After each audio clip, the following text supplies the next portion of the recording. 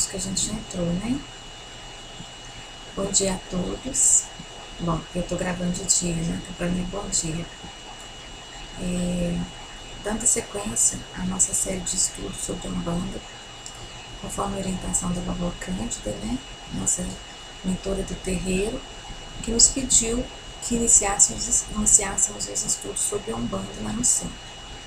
Como o terreiro não está funcionando, e mesmo que pudéssemos estar lá com alguns médiuns, mas não com todos, o estudo não teria sentido se todos não pudessem estar. Então, eu comecei a iniciar essa série de vídeos sobre a Umbanda e espero que todos possam estar assistindo, tirando algumas dúvidas, né? Também fico à disposição para responder o que for possível. E como esse vídeo é aberto ao público, que traga também um pouco de elucidação sobre o que é Umbanda e sobre como que funciona a Umbanda no nosso terreiro aqui em Esmeraldas. Na última live nossa, que nem foi uma live, né, porque eu não consegui entrar ao vivo, nós falamos sobre, iniciamos a falar sobre orixás, sobre falanges, sobre linhas, né? Então aqui um breve resumo, nós falamos sobre todas as linhas, que cada terreiro trabalha de acordo com a orientação da espiritualidade da sua casa, que no caso do nosso terreiro nós trabalhamos aí na linha da direita, né, que são a linha dos pretos velhos, moçambiqueiros, baianos, caboclos, boiadeiros, herês e a linha das águas, e a linha da esquerda, que são os exus, pombagiras, exumirins e malandros. Também eles se manifestam na linha das águas, tá? Então, esse é só um breve retrocesso aí sobre a nossa última live. Vamos mudar aqui, então.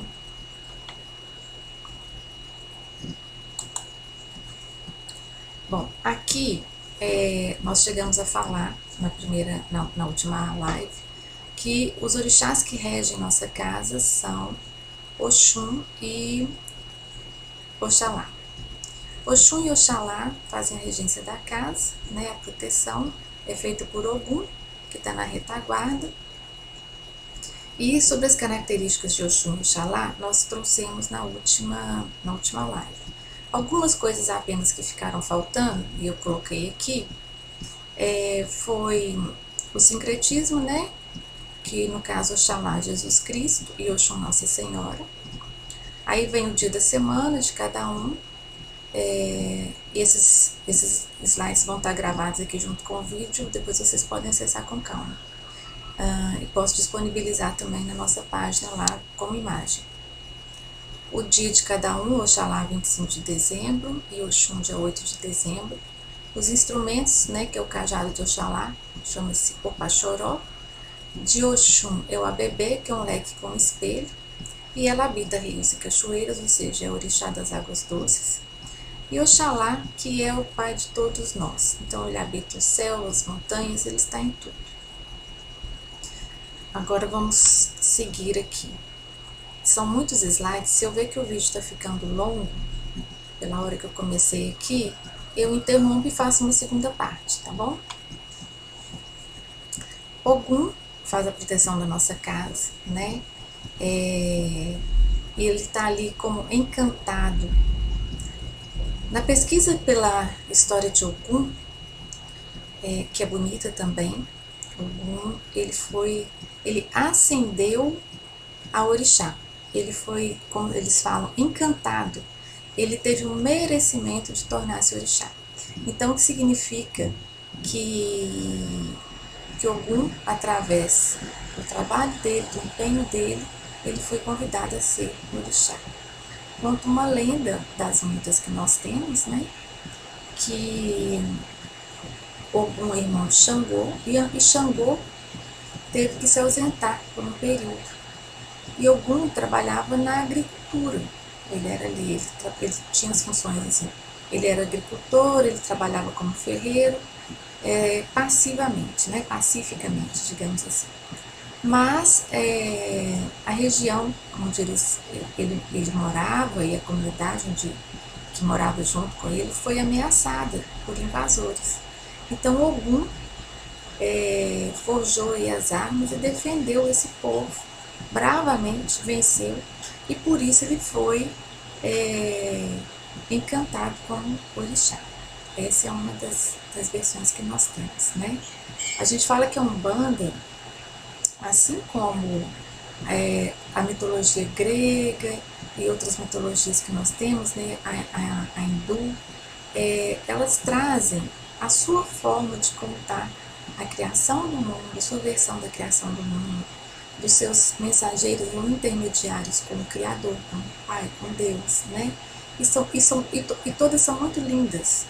Todas trazem muita sabedoria e muitas lições para nós. Então,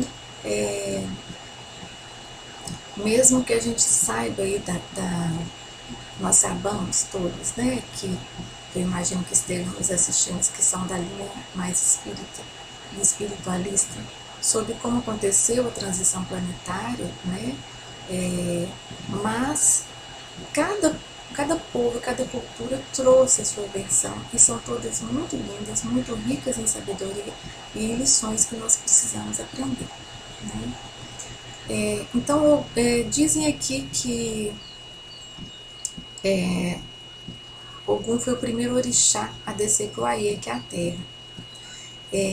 Ele veio a comando de Olodumaré, né, para poder dar uma, como se diz, fazer uma vistoria na terra e ver o que seria necessário para a criação do homem. Ele é conhecido por dominar a arte da forja do ferro, né?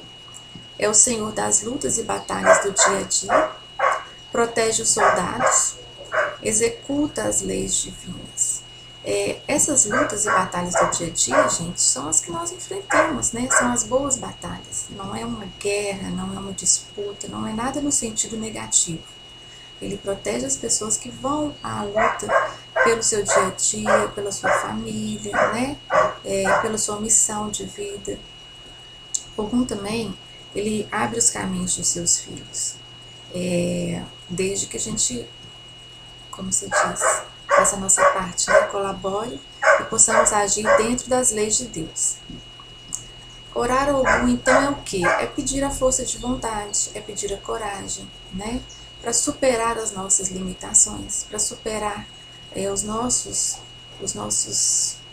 digamos assim, conflitos internos, né? Nada que não agregue não deve ficar. E também é Ogum que nós podemos fazer nossas orações pedindo para evitar as guerras de fato, né? As guerras reais do mundo. Que ele traga essa proteção. Ogum também é o orixá que vence as demandas. Muito interessante a história de Ogum. Depois vocês pesquisem mais aí. Agora nós temos Iemanjá, que é conhecida como a mãe de todos os orixás. A saudação dela, o Doiá, ou o Dociabá, né? A cor nossa que nós temos para Iemanjá aqui é azul claro, e a maioria dos terreiros tem esse consenso. A vela também, o elemento é a água, o sincretismo é Nossa Senhora dos Navegantes. Dia da semana de Iemanjá é o sábado. O dia do ano que nós comemoramos, dia 2 de fevereiro, né? O instrumento dela é um abebé prateado, que é um espelho. E ela habita mares e oceanos, é o habitat dela, os domínios de Iemanjá. Ela é conhecida como a rainha do mar, que o mar para nós é a Calunga Grande. Calunga é cemitério, tá, gente? Calunga, que a gente fala só Calunga, é Calunga pequena, é o cemitério tradicional que nós temos, né? Os domínios de Obaluaê, ou de Soromulu. E Calunga Grande, que é o grande mar, né? A mãe dos orixás, protetora dos navegantes, dos pescadores, ela rege o lar, rege a família. Deixa eu só virar aqui um pouquinho. Rege o lar e a família, a maternidade e a fertilidade. Iemanjá tem então o poder de devolver vibrações, ou seja, o que o mar leva, o mar traz, né? Então a gente tem que ter muito cuidado com o que a gente entrega, porque vai voltar para nós. E essa é uma lição muito bonita que o mar traz para a gente. A Iemanjá tem a sua própria falange, que é toda a linha do mar, né? Compostas por falangeiros marinheiros, pescadores, mestres, capitães, tem os piratas também. E dentro da linha do mar, a gente tem também caboclos e exus e pombagiras que atuam na linha do mar. Então nós temos os caboclos da praia, caboclos da maré, temos vários exus que trabalham na linha do mar, assim como pombagiras também. Então falange, todos os falangeiros da linha do mar, são muitos, tá? São muitos falangeiros, é uma linha muito extensa essa, e de uma energia muito boa. Um pequeno detalhe é que quando nós recorremos à linha de Iemanjá, quando, por exemplo, nós precisamos nos descarregar de energias mais pesadas, e aí nós nos conectamos com a água do mar, basta a gente fechar os olhos e ver aquele oceano, né, as ondas vindo e trazendo e levando de nós tudo aquilo. Essa vibração da água do mar, ela realmente descarrega a gente. Descarrega ao ponto que a gente chega a ficar fraquinho. Eu estou falando de experiência própria. Então, é sempre bom depois a gente fazer uma mentalização ou tomar um banho, porque aí as águas doces de Oxum vão regenerar as nossas energias. Xangô, Caô Cabecilê, né, Pai Xangô, a cor dele, para nós aqui no terreiro, é o marrom. O elemento é o fogo, o sincretismo com São Jerônimo. Dia da semana, quarta-feira, dia do ano, 30 de setembro. Ele carrega um instrumento que é o seu oxé, que é um machado com duas pontas, né? Ele tem duas lâminas, são dois cortes. Corta para os dois lados, que significa o quê? A balança da justiça, né? Então, há sempre que se avaliar os dois lados de cada situação para não sermos injustos. O habitat de Xangô são as pedreiras, grutas, rochedos e vulcões, são as rochas. Xangô conta a lenda que ele era o rei de Oió, é o rei de Oió, da nação Yorubá na África, senhor dos trovões, do fogo, do raio e do poder ancestral. Xangô, como orixá da justiça, nos lembra que o julgamento, né? Como que é a situação de julgar. O tempo todo a gente está sempre julgando. A toda hora que a gente olha alguém, olha uma situação, ouve uma notícia, ouve uma opinião, ouve uma história, é tão automático que a gente, na mesma da hora, a gente já gera um pensamento de julgamento, já vem pronto quase, é muito rápido. Como a gente conversou na primeira live, a força do pensamento e a velocidade que ele acontece, né? Que a vibração dele vai e volta é muito rápida. Então, Xangô nos traz esse alerta de ponderar. Ao ouvirmos alguma coisa, vamos ponderar. Mesmo que de imediato aquilo já nos traga, né, uma ideia, uma resposta, uma antecipação do que a situação vai se tornar, vamos ponderar um pouco antes de emitir um julgamento. Xangô, então, é a lei, tá? É a causa e o efeito, né? É a gente ter em mente que a justiça, ela acontece de acordo com o que nós mesmos provocamos. Então, Xangô dá a cada um aquilo que lhe corresponde. Resolve as pendências, é o saber e a autoridade. Ou seja, quando a gente ora Xangô, a gente pede um equilíbrio, né? Na vida, nas escolhas, nos caminhos. E um detalhe aqui que geralmente não é via de regra, tá? Pode acontecer, é por isso que eu não vou entrar nesse assunto sobre características dos filhos de cada orixá, porque isso é irresponsabilidade minha se eu fizer isso, não tem nem como.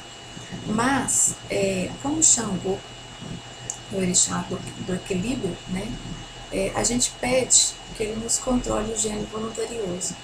Pode ocorrer alguns de vocês que estão me escutando serem filhos de Xangô como terceiro orixá de coroa e se identificar muito por ser uma pessoa impulsiva, ter um gênio forte, né? por ser uma pessoa muito assertiva. Então pode ocorrer que vocês se identifiquem com isso.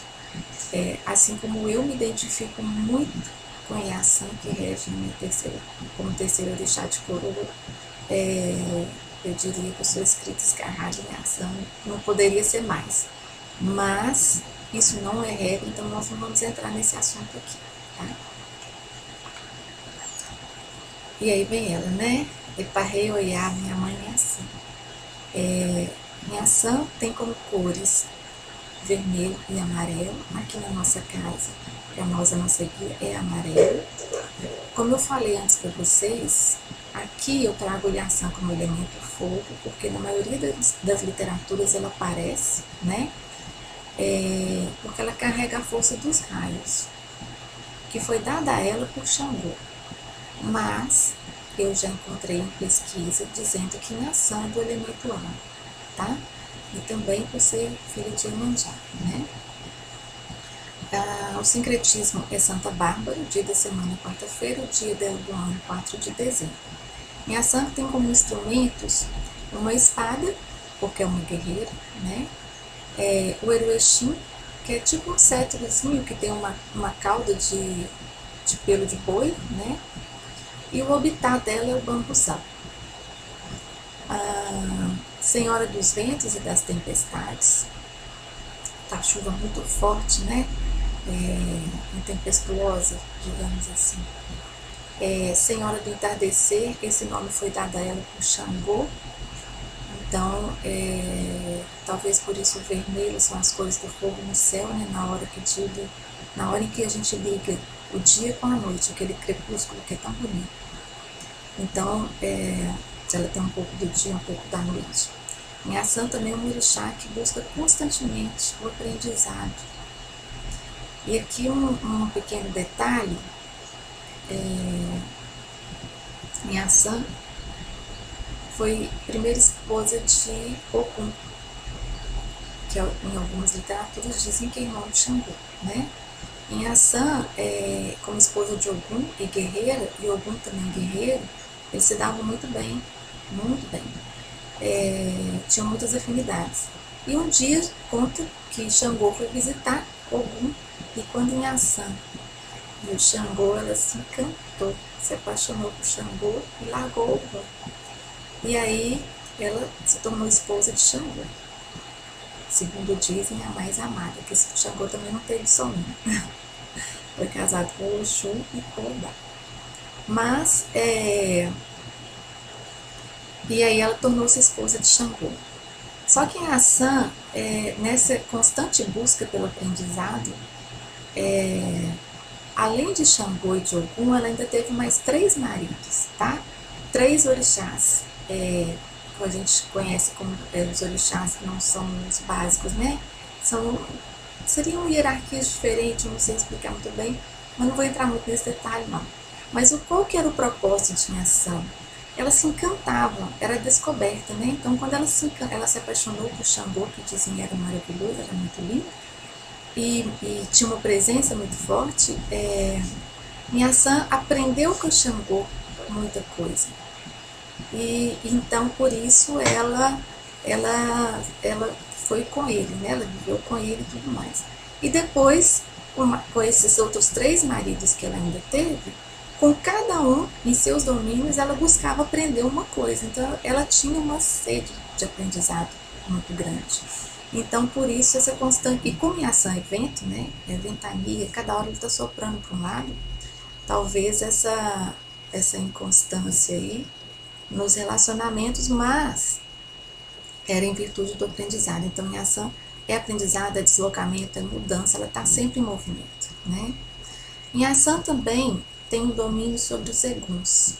O que acontece, que conta a história, que quando o Baluaê nasceu, e o Baluaê é filho de Oxalá com Nanã, tem uma história aí que Oxalá queria o domínio dos reinos de Nanã, onde só entravam mulheres. E Nanã não permitiu. Oxalá foi e enganou Nanã. Nanã foi, deu um castigo para Oxalá. E para Oxalá se vingar, ele amaldiçoou o filho de Nanã, que estava para nascer, que seria o Baluaê, onde ele nasceu aí cheio de chagas, o corpo um tanto deformado pelas feridas do corpo. Nanã, que pela vaidade não quis criar o Obaluaê, o abandonou. Quem o adotou foi Iemanjá. E um dia, caminhando pela praia, ele usava aquelas vestes de palha que nós temos hoje, né? O Obaluaê, as vestimentas dele são as palhas, né? Da costa, que a gente fala, são o corpo coberto de palhas. Quem deu essas palhas para ele foi Ogum, porque se compadeceu da situação dele de andar com aquelas chagas aparecendo, então ele deu essa vestimenta de palhas para o Obaluaê. E um dia o Obaluaê, caminhando pela praia, foi avistado por Nhaçã. E Nhaçã viu aquele moço andando com o corpo coberto de palhas, então ela soprou um vento sobre o Obaluaê. Quando ela soprou esse vento sobre o Obaluaê, todas as feridas do corpo dele saltaram do corpo como pipocas, caíram como pipocas no chão. E ele ficou liberto das feridas. Manteve aí as suas cicatrizes, mas libertou-se das feridas. Em agradecimento, Obaluaê, que é o senhor do portal, né, da vida e da morte, deu a Nhaçã, então, o domínio sobre os Eguns. Eguns são o quê? São os recém-desencarnados. Todas as pessoas que desencarnam imediatamente são recebidas por Obaluaê, que está nesse portal, né, entre vida e morte, e Obaluaê as encaminha ao reino dos Eguns, que é domínio de Nhaçã. Nhaçã, então, faz essa passagem, essa entrega. Aos que vão ao plano superior, ela encaminha, e aqueles que são rebeldes, são espíritos mais, digamos assim, menos evoluídos, né? Ela domina e segura nesse reino com o seu Eruexim, que é esse instrumento encantado, que é tipo um cetro com a cauda de boi, que ela detém assim, uma certa magia esse instrumento e a faz ter esse domínio sobre os Eguns. Nhaçã também é uma guerreira sem vaidade. Ela combate todas as influências negativas, né? E firmar para Nhaçã é pedir para a gente nos transformar. Porque como ela é constante mudança, né? Ela é deslocamento, ela é mudança, ela traz para nós essa necessidade de compreendermos a hora em que cada ciclo começa e que cada ciclo termina. Isso é importante, porque muitas das vezes nós não queremos, né, encerrar um ciclo, reconhecer que ele acabou e... Deixa eu chegar mais para cá. Então, Nhaçã nos traz essa visão. Isso é muito importante. Oxóssi, cuja saudação é o Kearô, né, o orixá das matas. A cor é verde, o elemento terra, o sincretismo dele com São Sebastião. O dia da semana, quinta-feira, o dia do ano, dia 20 de janeiro. Oxóssi carrega um ofá, que é um arco e flecha, né, inseparável. Um eruqueque, que é um cetro feito com rabo de touro. O habitat dele, todas as matas e florestas, né. Oxóssi é protetor dos animais. Apesar de ser caçador, um orixá da caça, ele só caça para o sustento da tribo, da família, não é uma caça predatória, então por isso ele é protetor dos animais. Tem um respeito aí a toda forma de vida, que é uma das grandes lições que nós precisamos aprender com Oxóssi, né? A não degradação do nosso planeta, o respeito a toda forma de vida. Uma coisa que nos deixa muito tristes é a gente ver aquelas caças grotescas, né, na África, que ainda acontecem nos animais selvagens lá, aos animais selvagens. Isso é muito triste. Então, a gente precisa evoluir nesse sentido como ser humano, como humanidade, né? Oxóssi também é o orixá do conhecimento, traz muita força, bom senso, porque ele tem ali o domínio do conhecimento ancestral. A mata é um poço de recursos, né, inextinguível.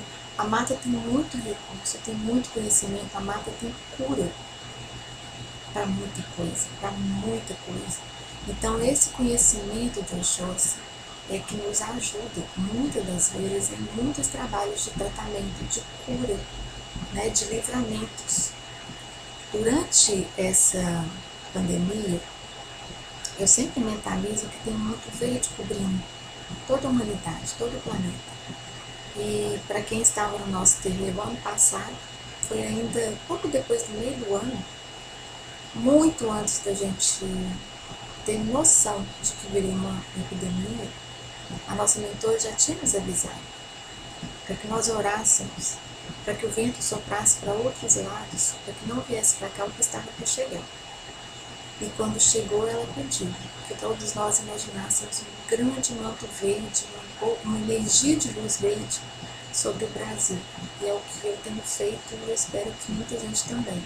Né? Cada casa tem feito da sua forma as suas firmezas para que todos possamos nos resguardar e passar por isso da melhor forma possível. Então, Oxóssi se cura usando a força da mata, das ervas sagradas, né? A jurema, a nossa árvore sagrada.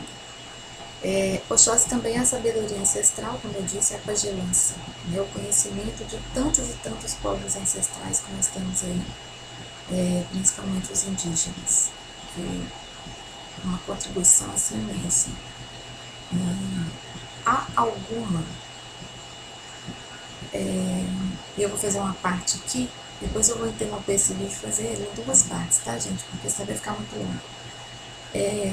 A gente vê muito no estudo de alguns evangelhos, falando-se que os povos primitivos, né, estão aqui para evoluir e que as tribos, os índios, são espíritos primitivos. Mas outro dia, lendo um livro aqui de Joana de Ângeles, que não está aqui agora, mas é Jesus e a Atualidade, e depois eu posso até deixar nos comentários do vídeo aqui a página e tudo direitinho, eu deixo para vocês quando publicar. Ela fala o seguinte: os seres que não têm o respeito à terra, né, que não respeitam a vida, que não respeitam a natureza, eles têm muita imaturidade espiritual. E como eu do meu ponto de vista, e isso é só o meu ponto de vista, eu acredito que, embora as tribos não tenham evoluído a nível de tecnologia, a nível de desenvolvimento intelectual como nós temos, entre aspas, né, que é uma faculdade, essas instruções que nós temos aí, eu imagino que não haja ninguém mais com maior maturidade espiritual do que eles, porque eles estão aqui apenas vivendo da terra sem degradá-la. Tem um respeito muito grande que eles têm à terra, à vida, eles só caçam para o sustento, né? Então, na minha opinião, eu estou muito longe ainda de alcançar, nós, né, como humanidade, estamos muito longe ainda de alcançar esse respeito. Claro que muitos de nós respeitam, não degradam, né, não matam, não poluem, mas eu estou falando a nível de humanidade. Então eu acredito que eles têm uma maturidade espiritual muito, muito além da nossa, como humanidade aqui no geral, da nossa sociedade, né? Oxóssi então encontra seu equilíbrio na natureza, porque é onde ele recarrega nossas forças, né?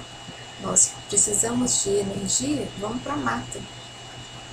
Deitar na terra, sentar na terra, colocar a mão no chão, deixar que a terra lhe descarregue tudo que tem que ser descarregado e que ela nos recarregue novamente, né? É estar em paz. Por isso que a natureza nos deixa tão tranquilos. Fazer uma trilha, uma caminhada para uma cachoeira é uma coisa que nos regenera, mas é porque nós estamos num habitat que foi criado por Deus, né? Não é uma cidade de pedra e concreto, foi a energia pura da criação. Isso é muito interessante. Eu vou parar o vídeo nesse momento e eu volto com a parte 2, porque senão vai ficar muito extenso. Já tem meia hora de vídeo aqui, tá bom? Não saiam daí, a gente volta já.